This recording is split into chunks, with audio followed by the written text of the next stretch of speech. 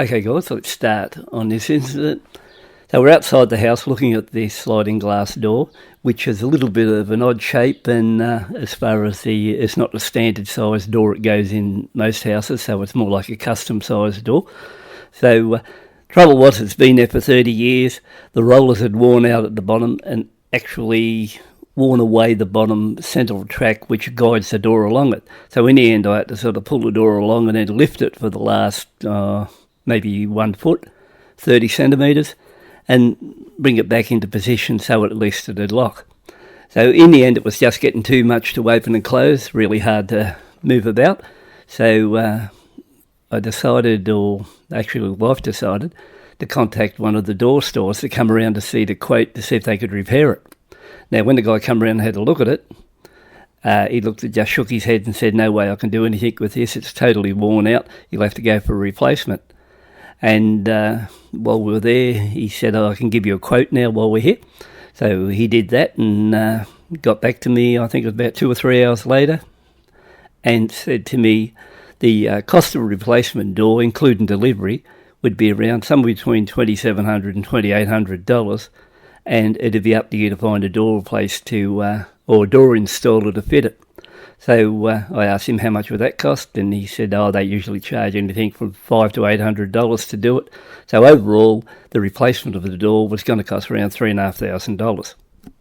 Yeah, so after getting that $3,500 quote, I was sort of a little bit excited over at that stage, and I thought, bugger, if I'm paying some bloke $3,500 just to supply and replace the door, if it's stuffed in the first place, I might have a crack at it, see if I can fix it. And if I can't, well, then I'll go to the choice 2 and then get him back here and replace the door. And this is how that ended out.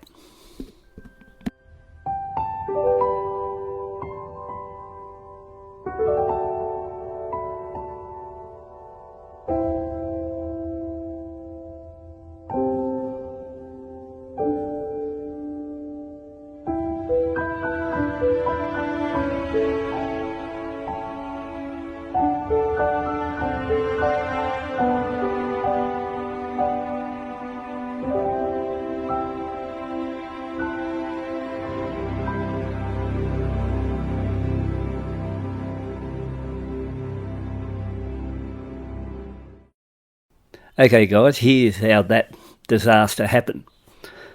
I decided to try to get the door out, and it was jammed in there, so I'd need the angle grinder to cut out a bit of the metal from the inside. So I went up the step ladder with the angle grinder, and the wife's on the floor there holding the door. Now, it was a really thin section of the top part where I had to free out.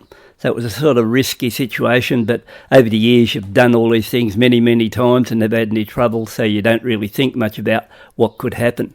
But the mistakes made were, one, when I went up there with the angle grinder, for a start, I didn't have the guard on the angle grinder. So that was the first mistake. Mistake number 2 would have been I never had the handle on it. It's a little bit bigger, the angle grinder, than what you expect, and they come with a handle, which I never bothered screwing into it. Now, the third thing that really topped it off was, seeing I was up 7 foot off the ground virtually, I was holding the angle grinder one hand. And like I said, it's a heavier angle grinder, and I'd already experienced once or twice slight kickback from it, but never took much notice, and then just kept going because it was only a thin cutting blade in it, or disc. And the next minute, it kicked out of my hand that quick, in a fraction of a second. It just flew through the air, and the next minute I heard the wife yell out, "I've been cut." So that's how it happened. It happened in a fraction of a second, and all those things I put down to definitely my fault. For one, like I said, not having a guard on it, not having the handle on it. And if I would have the handle on it and I was holding it 2 hands, and that's why they're there for, if you get into a problem like that, and that's why I decided to put this clip together, that common sense says, if you get an angle grinder and it's got a handle built on the side of it, there must be some reason, and that's the reason. You get kickback from it, and in a fraction of a second it's out of your hand, down on the ground. There's blood pissing around everywhere, and I'm in, at that stage, a fair bit of panic. Yeah, so I jumped off that bloody ladder pretty quick, down on the ground there, looked around. She said she was really groggy, had a little bit of trouble walking.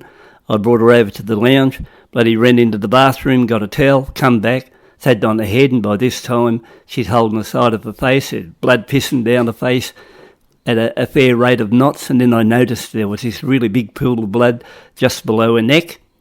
And I thought, shit, it's cut her throat too. That was the first thing that come into my mind at that stage. And then I looked down further, and there's blood pissing out of her thumb. So, she'd been sliced by that angle grinder in 3 areas, just across the top of the head and along the side of the face there, which was only less than 1 inch from an eye. And they said that was miraculous, that, if it would have been over another inch or so, it would have been really, really bad news in that line. And then the big damage was onto a thumb there, which I didn't realise it was cut at that stage. So I got there, rang 000, probably 10 minutes later the ambulance was here. They were there, and you'll see a photo of their bandaged up at the beginning of that little clip on what she had there. And they took her straight out to the hospital. Once she got out there, they said, oh no, there's no surgeon here tonight, and we're a bit concerned about that grinder. It's hit you in the top of the head, how far it's went into the skull. We're going to have to do an x-ray on that one. And more importantly, there's a lot of debris in there from the angle grinder disc, and we're going to have to get somebody to clean all that out. So that was all right, but they said that the main stage, but we're a bit concerned about your thumb. Your tendon could have been cut in the thumb. So that's early the next morning. They decided to clean up the top, so she had one surgeon work on the top part of her head, and then which left a fair gash, and then that one down along the eye, he did that stitching. And then they had a neurosurgeon come in and said that a thumb tendon, 90% of the tendon had been cut, and it was just lucky it's still holding by 10%, and there's a good chance that the thumb will recover. So he worked on that side while the other ones worked on the other, and I think in total she scored something like, 30-odd stitches on those 3 areas where she got sliced. But at that stage, in the earlier part, I didn't even think much about the thumb, because I wondering where all the blood was coming from. It was pooling around the neck. So anyway, she was in hospital for 2 days over this, and got out. She was bandaged up, but they said they were a bit concerned about whether or not the thumb would come good or not. So she had to have it plastered for, I think it was 4 weeks. So on that 4 weeks of plastering, she couldn't do nothing at all.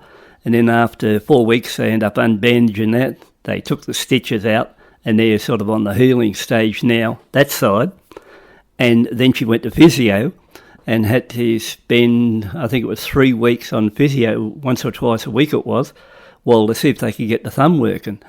Now, overall now this has been 3 months, and she's finally now back at work. So the big thing is now that the thumb's working all right, which she's fairly happy with that. She's still got the scars down the side of the face.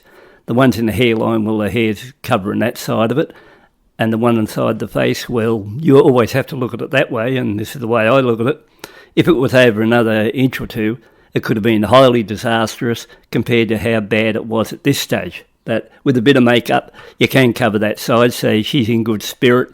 No bad feelings here, but just goes to show you how things can get out of hand really quick for stupidity of not using common sense and using those 3 things I mentioned about with that angle grinder incident. Now, I suppose you're wondering what happened with the door. So here's what happened. While she was in hospital and stuff like that, I thought, I've got nothing better to do now than get onto that door and have a go at it myself. So, I sort of didn't want to be beaten by it regardless. When I went back to do work on that while she was in hospital, I actually ended up getting the door working okay, and, to cut a long story short, and the door's working all right now and slides really well. So I ended up, getting there by myself, managed to get the door out, rebuild the track, and overall, that side of it worked out well. The other side, she's in good spirit now, and considering how things were, and I think that's the best way to look at this one, more on the positive. A bad accident, but a positive result that no one got actually done in.